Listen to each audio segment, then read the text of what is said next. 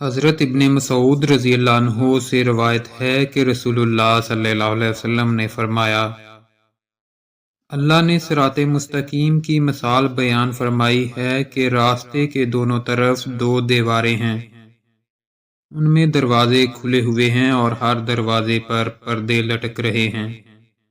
راستے کے سرے پر ایک داعی ہے، وہ کہہ رہا ہے سیدھے چلتے جاؤ، ٹیڑھے مت ہونا، اور اس کے اوپر ایک اور داعی ہے، جب کوئی شخص ان دروازوں میں سے کسی کو کھولنے کا ارادہ کرتا ہے تو وہ کہتا ہے تم پر افسوس، اسے مت کھولو، کیونکہ اگر تم نے اسے کھول دیا تو تم اس میں داخل ہو جاؤ گے۔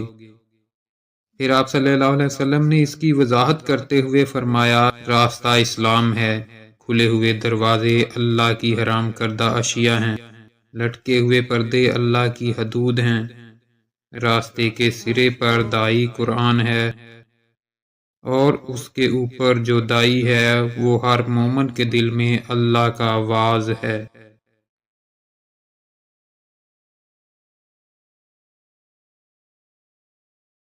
حضرت ابو ہریرہ رضی اللہ عنہ بیان کرتے ہیں، ہم نبی صلی اللہ علیہ وسلم کی خدمت میں حاضر تھے کہ اتنے میں ایک آدمی نے آپ صلی اللہ علیہ وسلم کی خدمت میں حاضر ہو کر عرض کیا، اللہ کے رسول، میں تو مارا گیا۔ آپ صلی اللہ علیہ وسلم نے فرمایا، تمہیں کیا ہوا؟ اس نے عرض کیا، میں روزے کی حالت میں اپنی اہلیہ سے جمع کر بیٹھا ہوں۔ رسول اللہ صلی اللہ علیہ وسلم نے فرمایا، کیا تمہارے پاس کوئی غلام ہے جسے تو آزاد کر دے؟ اس نے عرض کیا، نہیں۔ آپ صلی اللہ علیہ وسلم نے فرمایا، کیا تم لگاتار 2 ماہ روزے رکھ سکتے ہو؟ اس نے عرض کیا، نہیں۔ آپ صلی اللہ علیہ وسلم نے فرمایا، کیا تم 60 مسکینوں کو کھانا کھلا سکتے ہو؟